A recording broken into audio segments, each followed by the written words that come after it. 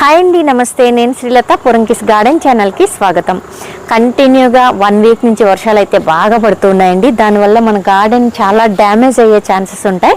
కాబట్టి వర్షాకాలంలో మనం తీసుకోవాల్సిన జాగ్రత్తలు అయితే నేను కొన్ని వివరిస్తాను. నాకు తెలిసి నేను మీతో షేర్ చేసుకోవాలనుకుంటున్నాను. రండి మరి. హలో ఫ్రెండ్స్, వెదర్ కండిషన్ ఈ విధంగా ఉండి బాగా ఆగకుండా వర్షాలు వస్తున్నప్పుడు మనం ఖచ్చితంగా కొన్ని జాగ్రత్తలు అయితే తీసుకోవాలండి. వాటి గురించి అయితే ఈరోజు వీడియోలో మనం డిస్కస్ చేయబోతున్నాము. మన మొక్కల్లో వాటర్ నిలిచిపోయి టబ్స్ ఫిల్ అయిపోయి ఉంటాయి. ఇలాంటివన్నీ కూడా నేను వివరంగా మీకు చెప్తాను. నాకు తెలిసిన విషయాలు నేను మీతో షేర్ చేస్తాను. మన గార్డెన్లో అయితే మొక్కలు చూడండి ఈ విధంగా ఉన్నాయి. అయితే ఫస్ట్ నేను మీకు ఒక విషయం చెప్పాలనుకుంటున్నానండి. మన గార్డెన్లో వర్షాకాలంలో మనం తీసుకోవాల్సిన జాగ్రత్తల్లో ముఖ్యమైనది ఇక్కడ చూడండి. ఇలా వర్షాలు బాగా ఆగకుండా పడుతున్నప్పుడు ఇలా ఆకులు కొన్ని ఎర్రబడిపోతూ ఉంటాయన్నమాట. ఎక్కువ నీరు ఇలా కంటిన్యూగా పడుతూ ఉండడం వలన ఇలా ఆకులు ఎర్రగా అయిపోతూ ఉంటాయి. ఇలాంటి ఆకుల్ని మనం ఖచ్చితంగా తీసేయాలండి. లేదంటే కనుక మనకి ఖచ్చితంగా పెస్ట్ అటాక్ అనేది ఉంటుందన్నమాట. ఇంకోటి ఏంటంటే, మనం కుండీ మొదటి నుంచి దాదాపుగా ఒక అడుగంత దూరంలో పైన ఒక అడుగు వరకు ఒక ఆకు కూడా లేకుండా చాలా నీట్గా ఆకులు లేకుండా చేసుకున్నాం అనుకోండి, పెస్ట్ కంట్రోల్ ఉంటుంది. ఎప్పుడు కూడా పెస్ట్ అనేది ఈ మట్టిలో నుంచే ఇలా పైకి వస్తూ ఉంటుంది. కాబట్టి మనం అక్కడ విశాలంగా ఉంచాలన్నమాట. కొంచెం వెలుతురు తగిలేలాగా ఉండాలి. వర్షం నీళ్ళు ఉన్నా కూడా నిలిచినా కూడా గాలి వెలుతురు తగిలి ఆ వాటర్ కిందకి వెళ్ళిపోతూ ఉంటాయి. పెస్ట్ అనేది రాకుండా ఉంటుంది. ఇది ఖచ్చితంగా మనం తీసుకోవాల్సిన మొదటి జాగ్రత్త అండి. ఇక్కడ చూడండి, పొట్లపాదు. దీనికి కిందంతా ఆకు ఇట్లా ఉంది. ఈ ఆకంతా కూడా తీసేయాలి. మనం ఎంత నీట్గా మనం పై వరకు పాదులు కట్టినప్పటికీ కూడా ఈ గాలులకి ఇలా పడిపోతూ ఉంటాయండి కిందకి. వీటిని మళ్ళీ జాగ్రత్తగా చూసుకుంటూ ఇలా పైకి కట్టుకొని ఈ కింద ఆకులు అనేది లేకుండా చూసుకోవాలన్నమాట. ఈ ఆకుల్ని తీసేస్తేనే పెస్ట్ కంట్రోల్ అనేది ఉంటుంది. ఖచ్చితంగా ఇలా చేయాలి మనం. చూడండి, ఈ వాటర్ అంతా కిందకి వెళ్ళిపోయి మనం కింద పెట్టిన ప్లేట్లో ఫిల్ అయిపోయి ఉన్నాయి కదా, ఇలా ఫిల్ అయిన ఈ వాటర్ని కూడా పారపోసేయాలండి. ఖచ్చితంగా వంపేయాలి. అవసరమైతే మనం ఏం చేయాలంటే ఈ టైంలో కింద మూతల్ని తీసేసి బోర్లు వేసేసేయాలి. వాటర్ అనేది స్టోర్గా ఉండకుండా చూసుకోవాలన్నమాట. ఎప్పటికప్పుడు కుండీలో నీళ్ళు అనేవి కిందకి వెళ్ళిపోవాలి. అందుకే మనం స్టార్టింగ్లోనే డ్రైన్ హోల్స్ అనేవి మంచిగా పెట్టుకోవాలి. ఒకవేళ వర్షాలు ఆగకుండా తుఫాన్లాగా అలా పడుతూ ఉన్నాయనుకోండి, ఖచ్చితంగా సైడ్కి కూడా ఒక హోల్ పెట్టుకోవాలన్నమాట. అప్పుడు ఏమవుతుందంటే వాటర్ అనేది బయటకు వచ్చేస్తూ ఉంటుంది. చిన్న హోల్ అనేది ఖచ్చితంగా పెట్టుకోవాలి. కంటిన్యూగా వర్షాలు పడుతుంటే కనుక మనం ఈ జాగ్రత్తలు అయితే తీసుకోవాలి. ఇలా స్టోర్ అయిన వాటర్ని మాత్రం మనం పారబోసేయాలండి. ఈ టబ్ తీసేసి ఈ వాటర్ని పారబోసేసి కావాలంటే ఈ ప్లేట్ లేకుండానే పెట్టేసుకోవాలి. ఎలా అయినా వాటర్ అంతా స్ప్రెడ్ అవుతూనే ఉంటుంది కాబట్టి. నెక్స్ట్ ఏంటంటే, వర్షాలు వచ్చేటప్పుడు గాలి కూడా బాగా ఉంటుంది కదండి. తీవ్రంగా ఉంటుంది గాలి. చూసారా, మబ్బులు పట్టేసి బాగా ఈ రోజుకి 5-6 రోజుల నుంచి వర్షం పడుతుంది. ఇలా బాగా గాలి ఉన్నప్పుడు మనం పెట్టిన జూన్ జూలైలో మనం విత్తనాలు నాటుకుని ఉంటాము. అవి కొంచెం ఒక స్టేజ్కి వస్తూ ఉంటాయి. అలాంటప్పుడు ఇవి పడిపోకుండా ఉండటానికి పక్కన ఒక కర్ర అనేది ఇలా సపోర్ట్గా ఖచ్చితంగా ఇవ్వాలన్నమాట. ఒక కర్ర సపోర్ట్ ఇచ్చి దానికి ఇక్కడ ఒక చిన్న తాడు అనేది కట్టాలి. ఇలా కట్టి ఉంటే ఏమవుతుందంటే ఎక్కువ ఊగకుండా ఇది పెరగడం అనేది జరుగుతుంది. ఆ ఒక జాగ్రత్త కూడా తీసుకోవాలి. నెక్స్ట్ ఏంటంటే, పెస్ట్లు వచ్చే అవకాశం చాలా ఎక్కువగా ఉంటుందని చెప్పాను కదా. వంగ చూడండి, ఆకు వెనకాల ఇలా వచ్చేస్తుంది అనమాట. స్టార్ట్ అయిపోయింది చూడండి, దగ్గరికి చూడండి మీరు. చూసారా, ఈ పెస్ట్ ఇలా పిండి నల్లి, మిల్లీ బగ్స్ ఇవన్నీ స్టార్ట్ అయిపోతాయి. అప్పుడు మనం ఈ ఆకులు ఖచ్చితంగా తీసేయాలండి. ఈ ఆకు తుంచేసి దూరంగా పడేయాలి. ఈ మొత్తానికి కూడా స్ప్రెడ్ అవుద్ది. ఈ ఆకుకి లేదు చూడండి, ఈ ఆకు నుంచి స్టార్ట్ అవుతుంది. ఇంకెక్కడెక్కడుందో చూసుకుని అవసరమైతే ఆ కొమ్మ కూడా కట్ చేసేసుకోవాలి. ఈ ఆకులను అయితే తుంచేసి అవతల పడేయాలి.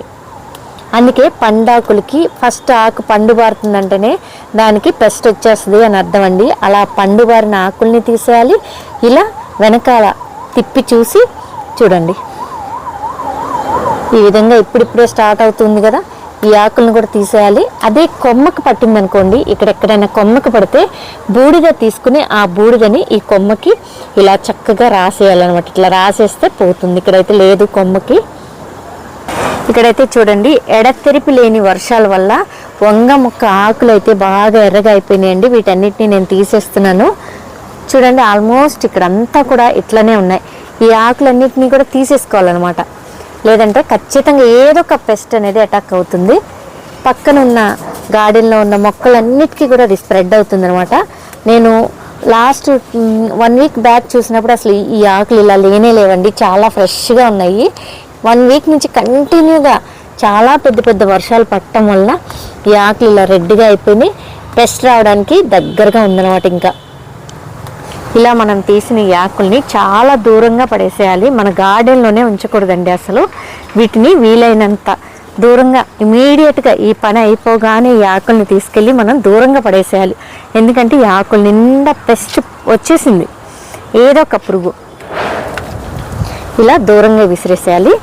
అలాగే నెక్స్ట్ వన్ వచ్చి క్రీపర్స్, బీరా, సొర, పొట్ల ఇలాంటి వాటికి ఆకుపచ్చ పురుగు, అలాగే కాయ తొలిచే పురుగు, ఆకుల్ని తొలిచేసే పురుగులు అలా వస్తున్నాయంటే మనం చెప్తున్నాను కదా, ఇక్కడ స్టార్టింగ్లో కొంచెం ఒక అడుగు వరకు కూడా ఆకులు లేకుండా చూసుకోవాలి. అలాగే పండుటాకులు ఉంటే తుంచేసేయాలి. అలాగే మనం ఇప్పుడు ఈ స్టేజ్లో మాత్రం లిక్విడ్ ఫర్టిలైజర్స్ అనేది ఇవ్వకూడదండి. వీలుంటే మీ దగ్గర ఏ కంపోస్ట్ ఉంటే ఆ కంపోస్ట్ ఈ స్టార్టింగ్లో నేను మొన్న ఇచ్చానండి. కొంచెం ఇలా మట్టి తీసేసి దీనిలో బాగా మాగిన పశువుల ఎరువు వేసి మళ్ళీ మట్టి ఇట్లా కప్పేసేయాలి. ఇట్లా మట్టి కప్పేసేసి వదిలేయండి. ఆ వర్షం నీళ్ళకే చక్కగా పోషకాలు అంది మెల్లగా మొక్క ఆ పోషకాలని తీసుకుంటూ పెరుగుతుంది అనమాట. ఈ టైంలో మనం లిక్విడ్ ఫెర్టిలైజర్స్ అనేది ఇస్తే అవి ఖచ్చితంగా డ్రైన్ హోల్స్ నుంచి వెళ్ళిపోతాయండి, వేస్ట్ అనమాట. కాబట్టి ఘనంగా ఉండేవి అంటే బాగా మాగిన పశువుల ఎరువు కానీ, వర్మీ కంపోస్ట్ కానీ, లేదా కిచెన్ వేస్ట్ కంపోస్ట్ కానీ ఇలాంటివి మాత్రమే మొక్కలకి మొదట్లో ఇక్కడ కొంచెం మట్టి తీయడం, ఆ ఎరువు వేయడం, మళ్ళీ మట్టి కప్పేయడం అట్లా చేయాలన్నమాట. అలా చేస్తే క్రీపర్స్ని కూడా మనం కాపాడుకున్న వాళ్ళం అవుతాము. చక్కగా ఇలా పూత వచ్చి మంచిగా పిందెలు రెడీ అయిపోతూ ఉంటాయి అన్నమాట. చూడండి, ఇక్కడ కాకర పిందెలు రెడీ అయిపోయినాయి. ఈ విధంగా జాగ్రత్తలు తీసుకోవాలి. మరొక ముఖ్య విషయం ఏంటంటే, మనం ఈ వర్షాకాలం వచ్చిందంటే నార్లు పోసుకుంటుంటాం. ఇలాంటి చిన్న చిన్న కంటైనర్లో, గ్లాసుల్లో ఏదో ఒక విత్తనాలు నాటుకుంటాం. వాటిని తీసి మళ్ళీ టబ్స్లోకి ట్రాన్స్ప్లాంట్ చేస్తూ ఉంటాం కదా. నేను అలాగే ఇందులో గోరుచిక్కుడు విత్తనాలు నాటానండి. అయితే అంతా కుళ్ళిపోయి వాటర్ ఇలా ఫిల్ అయిపోయి ఇవి మొత్తం కూడా కుళ్ళిపోతూ ఉంటాయి. అలాంటప్పుడు ఏం చేయాలంటే దీని కింద హోల్ పెట్టేసి మనం ఇలాంటి పెద్ద కుండీలో పెట్టేసుకోవాలన్నమాట. ఇలాంటి పెద్ద కుండీల్లో పెట్టేసుకోవాలి. పెట్టుకుంటే అవి కాస్త సేవ్ అవుతాయి. లేదంటే ఇవి కుళ్ళిపోయి పాడైపోతాయి అనమాట, ఇవి మళ్ళీ పనికిరావు.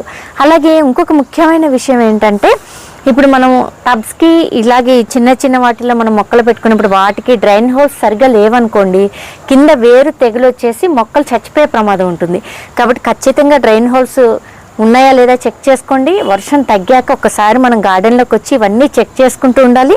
ప్లస్ ఈ ప్లేట్లో వాటర్ నిలిచి ఉన్నాయా అంటే కనుక, ఆ వాటర్ నిలిచి ఉంటే కనుక ఆ వాటర్ పారబోసేసి కావాలంటే ఈ వర్షాలు తగ్గే వరకు ఈ ప్లేట్స్ బార్లు వేసేసి పెట్టేసేయండి, ఏం పర్వాలేదు. 2-3 రోజులే కదా, మళ్ళీ చక్కగా తర్వాత మనం పెట్టుకోవచ్చు అనమాట.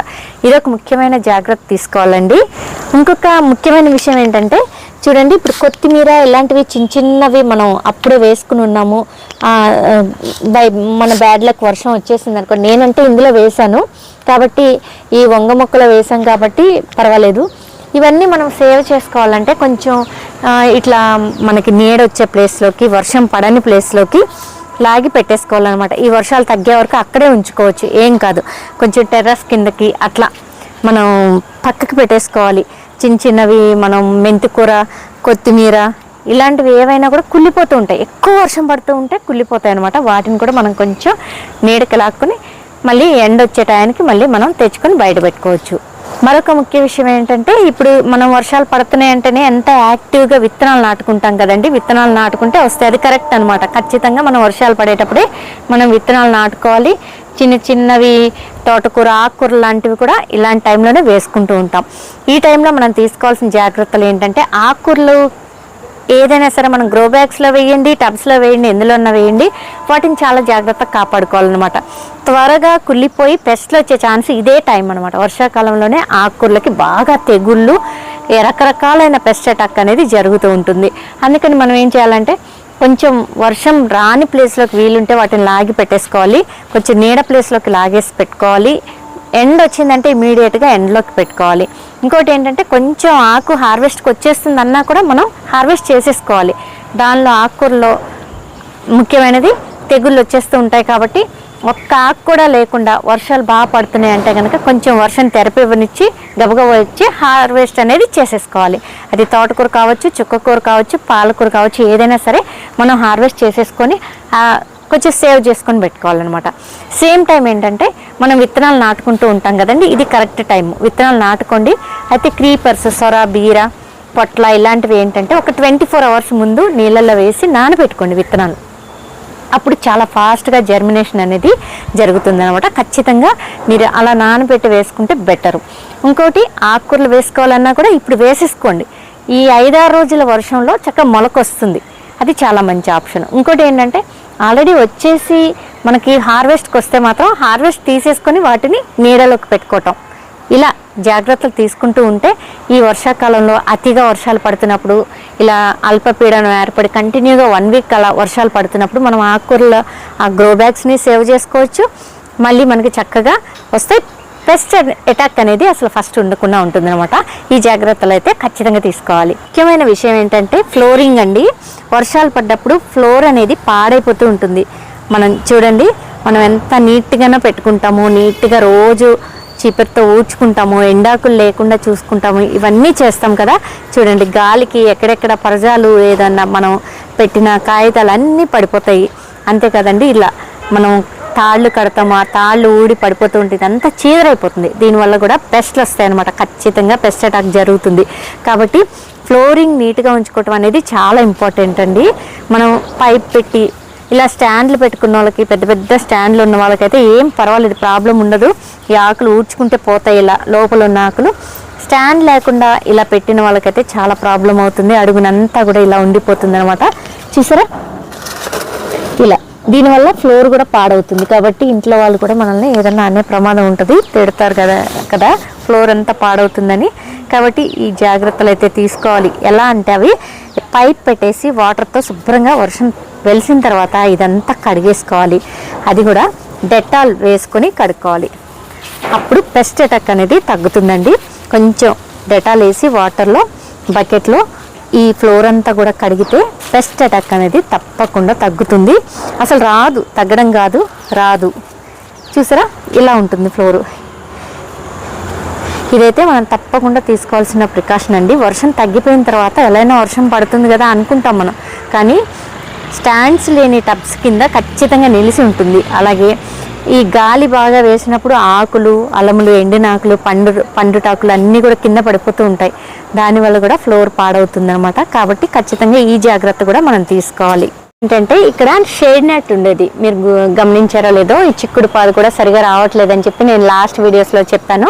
అదిగోండి, షేడ్ నెట్ తీసేసి అక్కడ పెట్టాను అనమాట. కొంచెం టెర్రస్ పైన కూడా నాకు వర్క్ జరుగుతూ ఉంది. అయితే ఈ షేడ్ నెట్ ఇప్పించేసానండి. ఎందుకో చెప్పి, ఈ షేడ్ నెట్ ఉండడం వలన మనకి గాలి, అలాగే ఎండ, ఎప్పుడన్నా వర్షం తెరిపించి ఎండ వచ్చినా కూడా ఆ ఎండ ఈ మొక్కలకి తగలదనమాట. ఈ వర్షాకాలంలో సూర్యరశ్మి అనేది ఖచ్చితంగా అవసరం. కాబట్టి మనం ఈ షేడ్ నెట్ అనేది తొలగించేసేయాలండి. దానివల్ల బాగా చీకటిగా అనిపిస్తుంది, ఎండ అనేది రాదు, వెలుతురు అనేది రాదు, గాలి అనేది రాదు. దానివల్ల మొక్కలు సరిగా ఎదగవు అనమాట. కాబట్టి వర్షాకాలంలో మాత్రం మనం షేడ్ నెట్ తీసేయడమే బెస్ట్ అని నా ఒపీనియన్. అందుకే నేనైతే ఈ ప్లేస్లో ఉంచాను. అది కూడా చూడండి, ఇంకా అక్కడక్కడ గ్రీన్గా ఆ దారాలు కూడా వేలాడుతూ ఉన్నాయి. గబగబా నేను మొన్న 4 రోజుల క్రితం ఈ షేడ్ నెట్ని తీపిచ్చేసానండి.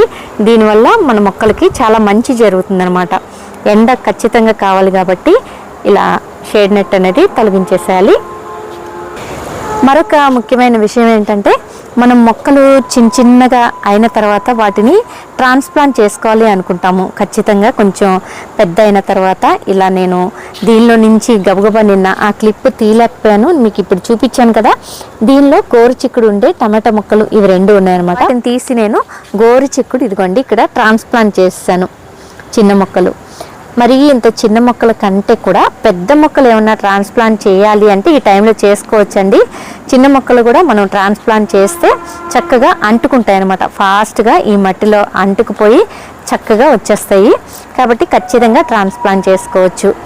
మనం ఏ విత్తనాలైనా చక్కగా నాటుకోవచ్చండి. మనం దుంప జాతివి అలా పసుపు ఇలాంటివి అయితే కనుక మనం ఖచ్చితంగా జూన్లో మేలో నాటేసుకుంటాం. కాబట్టి ఇప్పుడు ఇట్లా కాకర బీర సొర లాంటివి విత్తనాలు నాటుకున్నారనుకోండి, ఈ వర్షాలకి చాలా బ్రహ్మాండంగా వస్తాయి అన్నమాట. చక్కగా విత్తనాలు నాటుకునే టైం ఇదే టైం కాబట్టి ఖచ్చితంగా ఎటువంటి విత్తనాలైనా మనం ఈ టైంలో నాటుకోవచ్చు. అలాగే నెక్స్ట్ ఇంకోటి ఏంటంటే మల్చింగ్. వేసవికాలంలో మల్చింగ్ చేస్తాము, వాటర్ స్టోర్గా ఉండి మొక్కల్ని కాపాడటం కోసం. అలాంటిది ఏదైనా చేస్తే ఈ వర్షాకాలంలో మాత్రం ఆ మల్చింగ్ అనేది తీసేసేయాలి. లేదంటే కనుక మొక్కలు కుళ్ళిపోయే ప్రమాదం ఉంటుంది, కుళ్ళిపోయి పెస్ట్ అటాక్ అవుతుంది అనమాట. కాబట్టి మల్చింగ్ అంత మంచిది కాదు. అలాగే మరొక ముఖ్యమైన విషయం ఏంటంటే ఇండోర్ ప్లాంట్స్ అండి. ఇండోర్ ప్లాంట్స్ అయితే వాటికి నీళ్ళు ఎక్కువ పోయాల్సిన అవసరం ఉండదు కాబట్టి వాటిని మనం ఈ వర్షాకాలంలో ఈ గార్డెన్లో ఉంచుకోకపోవడమే మంచిది. అంతేకాదు చామంతులు కూడా అండి, చామంతులు కూడా కుళ్ళిపోతాయి. ఒక స్టేజ్కి వచ్చి మొగ్గలు వచ్చేసిన స్టేజ్లో ఉంటే కనుక ఖచ్చితంగా కొంచెం సేఫ్ ప్లేస్లో షేడ్లో పెట్టుకోవడం మంచిదనమాట. ఇండోర్ ప్లాంట్స్ కూడా అంతే, వాటికి వాటర్ ఎక్కువ అవసరం ఉండదు. అనవసరంగా రెయిన్ఫాల్ కంటిన్యూస్గా ఉన్నప్పుడు, తుఫాన్లు ఇలా ఉన్నప్పుడు వాటిని కూడా మనం షేడ్లో పెట్టుకోవడం మంచిది. అలాగే మరొక విషయం ఏంటంటే ఆకుకూరలు వేసుకోవాలనుకుంటే ఇది కరెక్ట్ టైం అనమాట. మీరు విత్తనాలు చక్కగా మట్టిని గుల్ల చేసుకొని, మట్టి కొక్కపిటి వర్మి కంపోస్ట్ ఇసుక వేసుకొని మంచిగా గుల్ల చేసుకొని తోటకూర పాలకూర చుక్కకూర ఏదైనా సరే మెంతి కూర ఇలాంటివన్నీ ఇప్పుడు వేసుకున్నారు అనుకోండి, ఈ వర్షాలకి చక్కగా ఎదుగుతుంది అనమాట. మళ్ళీ వర్షం ఆగేసరికి మనం జాగ్రత్తగా ప్రికాషన్స్ తీసుకుంటూ ఉండొచ్చు. నెక్స్ట్ వచ్చి నేనైతే ఇక్కడ చూడండి బీరకాయ వీటికి కోతి వీటిని తినేస్తూ ఉందని చెప్పేసి ఇలా కట్టాను. ప్రస్తుతం అయితే వర్క్ నడుస్తూ ఉంది, చుట్టూ కూడా ఫెన్సింగ్ లాగా కట్టి చేస్తున్నాను. ఈ వర్క్ నడుస్తుంది అనమాట. ఈ వర్క్ అయిపోతే కోతి బెడద పోతుంది. కోతిని నుంచి రక్షించడం కోసం ఈ వర్క్ అంతా చేసి, ఈ వర్క్ అంతా అయిపోయిన తర్వాత నేను మొత్తం గార్డెన్ అంతా కూడా ఒకసారి వీడియో చేసి మీ అందరికీ చూపిస్తాను. ఈరోజు వీడియో అయితే ఇదేనండి. వర్షాలు కంటిన్యూస్గా పడుతున్నాయి కాబట్టి గార్డెనర్స్ అందరికీ కూడా ఇది యూస్ఫుల్ అవుతుంది. ఈ వీడియో తెలియని వాళ్ళకి తెలుస్తుంది, తెలిసిన వాళ్ళకి ఎలా తెలుసు ఈ విషయాలు. కొత్తగా గార్డెన్ పెట్టుకున్న వాళ్ళకి తప్పకుండా ఉపయోగపడుతుందని ఈ వీడియో అయితే నేను చేశాను. మరి నాకు తెలిసిన విషయాలు అయితే మీతో షేర్ చేసుకున్నాను. ఈ వీడియో కనుక మీకు నచ్చితే ముందు ఖచ్చితంగా ఒక లైక్ అయితే ఇవ్వండి. మీరు ఇచ్చే ఒక లైక్ వల్ల ఈ వీడియో కొంతమందికి షేర్ అవుతుంది కాబట్టి ఒక లైక్ ఇవ్వండి. అలాగే ఛానల్ని సబ్స్క్రైబ్ చేసుకోకుండా ఉంటే కనుక తప్పకుండా ఛానల్ని పోరంకిస్ గార్డెన్ ఛానల్ని కూడా సబ్స్క్రైబ్ చేసుకోండి, షేర్ చేయండి ఛానల్ని. Thanks for watching. నమస్తే.